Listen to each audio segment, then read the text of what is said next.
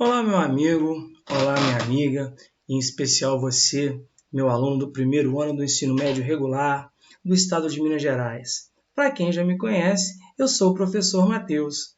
Já tivemos trabalhando com vocês aí no primeiro módulo das atividades disponibilizadas pela Secretaria do Estado de Minas Gerais. Para quem se lembra, galera, a gente vem trabalhando com os PETs, ou seja, o Plano de Ensino Tutorado, que é disponibilizado para vocês. Todo mundo está com o módulo 2 na mão aí, com o segundo volume, fresquinho, e a gente vai dar continuidade. Para quem já conhece, sabe o meu estilo. Para quem não conhece, vem comigo para conhecer, porque o tema agora, o nosso tema disponibilizado para vocês, vai ser a colonização portuguesa e economia açucareira. Ou seja, vamos começar a falar sobre a primeira grande riqueza do Brasil colônia. Riqueza para os portugueses, porque para o brasileiro não foi lá nada muito bom. Mas vamos explicar por quê, e eu sei que você vai acompanhar. Mas dentro desse nosso projeto de resolução das atividades do Plano de Ensino Tutorado, existe um projeto maior, chamado Escola Online. O quê? Você não conhece? Vem comigo! Bom, gente, o nosso projeto Escola Online, no qual faço parte, e você irá encontrar várias disciplinas como a Biologia Online, Química Online, Física Online, e uma novidade que chegou agregando muito, que foi a Matemática Online, você irá encontrar em várias redes sociais, como Facebook, Instagram, no Twitter e, claro, no YouTube. E aproveita você que está me assistindo agora no YouTube, vai lá, se inscreve no nosso canal, dá o like, ativa as notificações, porque vai te ajudar e nos ajudar também.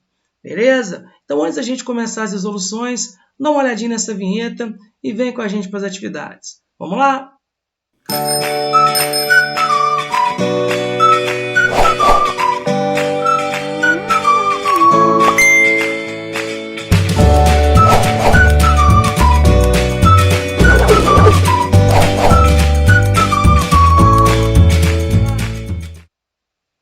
Beleza, galera? Então agora vamos começar a trabalhar com o que o Estado nos oferece para a gente poder então esmiuçar esse conteúdo.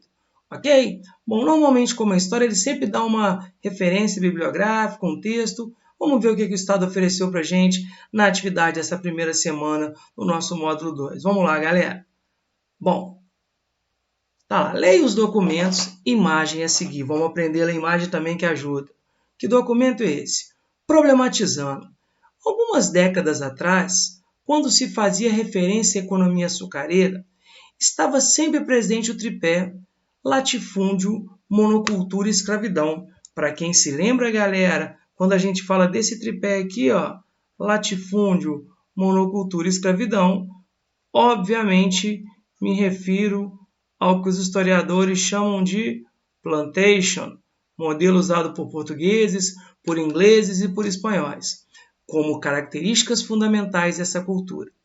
Estudos recentes mostraram que, ainda que o tripé seja válido para as plantações de cana-de-açúcar, ele é insuficiente para explicar o funcionamento da economia canavieira como um todo.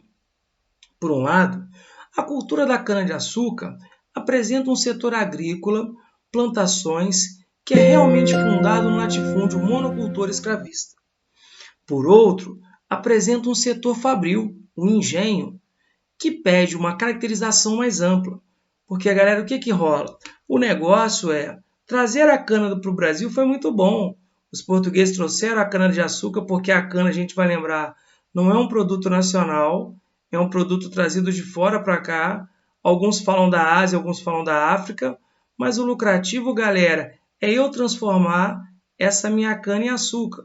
Hoje você vê muita gente plantando cana por causa de combustível, mas na época a transformação de cana em açúcar era um processo dispendioso, caro, perfeito? Por isso passou-se a utilizar o termo plantation, para designar um latifúndio monocultor em que há o beneficiamento fabril do produto, isto é, no caso, a transformação da cana em açúcar. O engenho foi, na época da economia açucareira da América Portuguesa, um sofisticado artefato mecânico. Alguns equiparam, galera, a montagem dos engenhos como montar fábricas. Inclusive, a gente vai lembrar que quando a gente fala da grande unidade produtora que é o engenho, a maioria dos engenhos que foi montado, principalmente no Nordeste brasileiro, ele foi feito com parte do dinheiro português, e Portugal, com medo de investir sozinho, acabou tendo grande parceiro quem, galera? A Holanda, o capital Flamengo, que ajudou de muito. Nele ocorria todo o processo de transformação da cana em açúcar, sendo a mão de obra composta por homens livres assalariados, como os mestres de açúcar, e pelos escravos. Então vejam, aqueles que vão fazer o trabalho mais refinado são, na verdade, pagos. O escravo faz o trabalho braçal, além de uma gama de trabalhadores responsáveis pelas inúmeras tarefas que a produção e a preparação para exportação exigiam. Por tudo isso, o termo plantation é mais adequado, pois explicita essa importante face fabril da economia açucareira. Ou seja, galera, não é só plantar a cana, porque o engenho é algo muito mais complexo, perfeito? É algo muito mais o que? Mais estruturado. Show de bola, galera? Então vamos lá, tá? Bom, é preciso lembrar, contudo, que o castigo e a violência física faziam parte do dia a dia de toda a sociedade. Esses procedimentos marcavam uma relação entre pais e filhos, esposo e esposa, mestres e estudantes. Uma clara expressão da legitimidade do castigo violento era o direito que o Estado tinha de aplicar pena de morte em pessoas vistas como ameaças à ordem social. Então, olha que a ideia do castigo era algo muito presente. Esse direito foi amplamente exercido durante todo o período escravista, tirando a vida de livres e cativos. Considerando este contexto histórico, podemos afirmar que, apesar das injustiças, os escravos também compartilhavam da noção de legitimidade do castigo, embora evidentemente não gostassem dele. Assim, por exemplo, os libertos que se tornavam senhores de escravos, e eles eram numerosos, não hesitavam em aplicar castigos físicos nos seus cativos, quando julgavam necessário. Então vejam que a violência é algo perpassado, né? É algo que de certa forma faz parte. O que a gente hoje abomina era uma coisa que definia regras de conduta social. Bom, tá? Esse texto é do Douglas Cole-Lieb, tá? Eduardo França Paiva, A Escravidão no Brasil, Relações Sociais, Acordos e Conflitos. Ok? Bom, você também tem, galera, vejam vocês, tá? Uma imagem, tá? Essa imagem aqui mostra a questão de um engenho. Notem, não sei se você consegue perceber, tá? Eu tenho aqui, na verdade, o seguinte, né? A questão de uma moenda, você tem um animal, então você tem basicamente a casa grande, mas você também tem um engenho. Perfeito, galera? Então, olha só, tá? E eu tenho outro texto, a montagem da área de produção açucareira. O açúcar foi o produto escolhido para iniciar, em 1534, a colonização sistemática do Brasil, uma vez que tinha mercado garantido na Europa e possibilidade de gerar altos lucros para a metrópole portuguesa. Então vejam, é um produto que de certa forma foi escolhido em função dos altos lucros, tá? E a questão do que, galera? Da garantia de mercado europeu. Além disso, havia o especial interesse dos flamengos, ou seja, aí eu me refiro ao holandês, investirem na nova área de produção, um tipo de solo altamente favorável, que é o que nós vamos chamar de massapê, típico do litoral nordestino, em especial Pernambuco, a cultura canavieira de Pernambuco. E o recurso possível ao trabalho compulsório, inicialmente os indígenas e posteriormente os escravos. Então você começa a obrigar o trabalho compulsório, é o trabalho obrigado ao indígena, e depois o africano. E principalmente os portugueses já tinham experiência com o produto, uma vez que cultivavam nas ilhas africanas das costas do Atlântico. Então vejam, o português quando aqui chega e traz a cana para refiná-la e transformá-la em açúcar, ele não é cru. Ele sabe todo o procedimento como a coisa acontece. Em 1498, comerciantes genoveses da região da Itália, né, e portugueses vendiam açúcar da Ilha da Madeira, terra natal do Cristiano Ronaldo, até Constantinopla, atual Istambul, na Turquia. E nos séculos XV e XVI, quase todas as ilhas africanas do Atlântico exportavam açúcar para o mercado europeu. Sendo assim, a extensão do cultivo de açúcar para o Brasil era mais do que natural. Então vejam, galera, os motivos pelo qual a cana é trazida. E o Brasil, logo depois, quando são implantados as primeiras plantações de cana e montados engenhos, 70 anos após, já é o maior produtor de cana do planeta. Perfeito? Bom, o engenho colonial. A grande propriedade de engenho, a grande propriedade de produção açucareira acabou assimilando a denominação de engenho, que era apenas um de seus elementos, tá? Ou seja, todo o contexto. A propriedade englobava as terras da plantação de cana, o setor agrícola do plantation e o engenho propriamente dito, o setor fabril da plantação do plantation, responsável pela transformação da cana em açúcar. O termo plantation substituiu a tradicional denominação do tripé da agricultura de exportação, latifúndio, monocultura e escravidão. O que diferencia o plantation de outras culturas agrícolas é a existência nela de um setor fabril para beneficiamento do produto agrícola cultivado. Então vejam, galera, que o engenho era algo muito mais amplo. Era desde a plantação até, na verdade, o processo que vai gerar a produção final do açúcar. Beleza? Bom, tá? Nem todos os proprietários de engenho, principalmente os donos de engenho reais, movidos à água, plantavam cana-de-açúcar, tá? Preferiam beneficiar a cana de arrendatários e lavradores livres. Olha só, para que o cara vai plantar? Se ele já sabia que, por exemplo, os arrendatários e lavradores plantavam a cana. Então era muito mais rentável transformar essa cana em açúcar, né? Lucrando no beneficiamento, ou seja, com a renda industrial. O que é o beneficiamento? É a transformação da cana-de-açúcar em açúcar. Lucrando do beneficiamento, ou seja, com a renda industrial, em geral, metade do açúcar levado para ser beneficiado em seu engenho.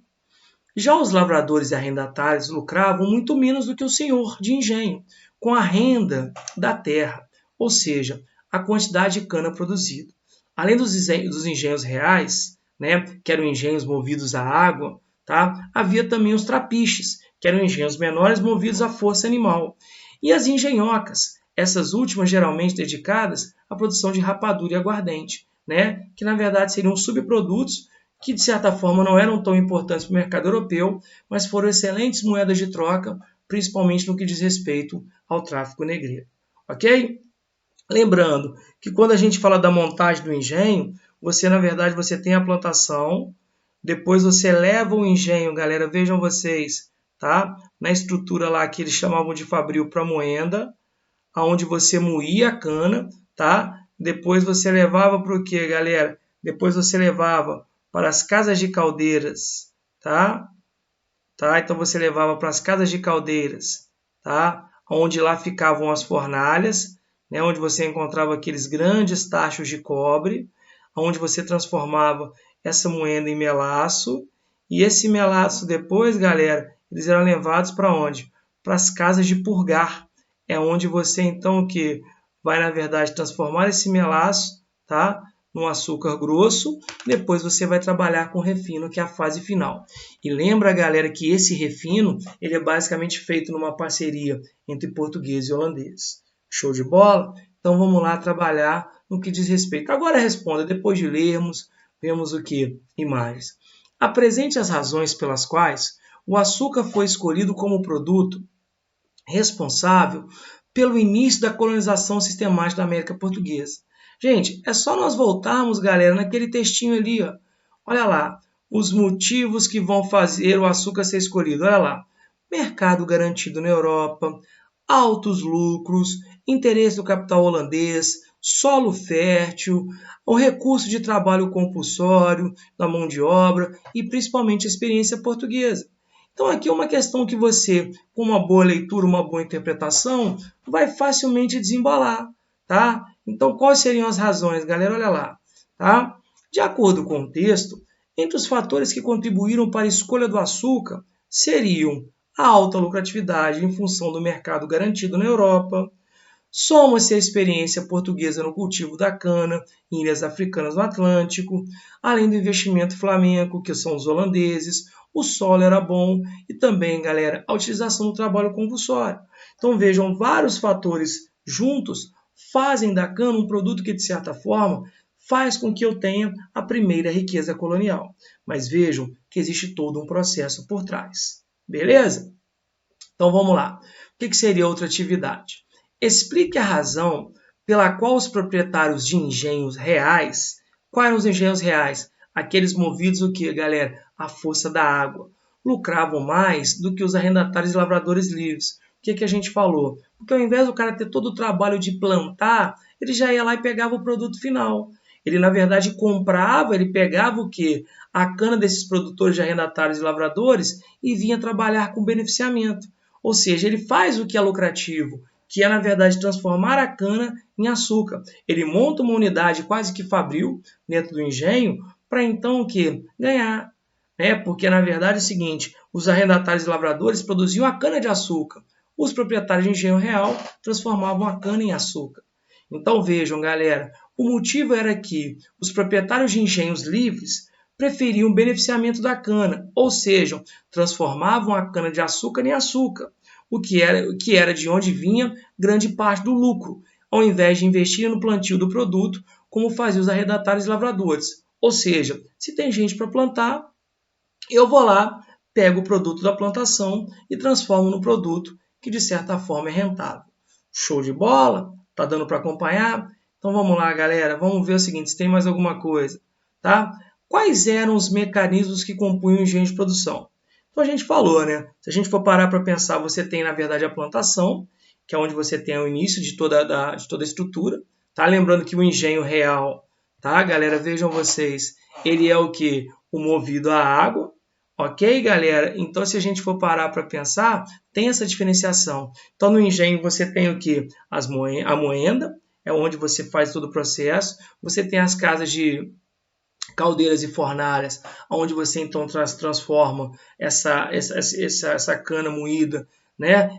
Esse caldo de cana em melaço, faz-se um trabalho de limpeza, de decantação, para que você então leve a casa de purgar, onde você então vai fazer o trabalho de separar, deixar secar, para que depois venha o refino, tá? Então a gente vai perceber isso. Ah, galera, antes que me esqueça, tá? Você também tem os trapistas. Então vamos lembrar, engenho real são aqueles movidos pelo que, galera? Pela questão da água, e os trapistas são movidos por força motriz animal, que eram de menos investimento, tá? Então vejam vocês, os mecanismos de produção eram a moenda, onde se moía a cana-de-açúcar.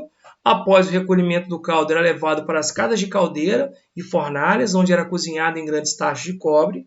Assim, cria-se o melaço, que é produzido e que é levado para a casa de purgar, onde ocorria a fase final. Então lembra, você tem primeiro a plantação que não está aqui, mas você já lembra, tanto é que você depois passa pela moenda, leva as casas de caldeira e fornalhas, até que você chegue à casa de purgar, ok? Então aquela imagem novamente mostra para a gente isso. Bom, galera, espero mais uma vez ter me feito entender, espero que você tenha gostado. Não perca a oportunidade, então, de, como eu disse, se inscrever no nosso canal, né? Dar o like, ativar as notificações, porque espero estar ajudando vocês. Mais uma vez, galera, fiquem com Deus, se cuidem e a gente se encontra. Beleza, galera? Grande abraço, até a próxima.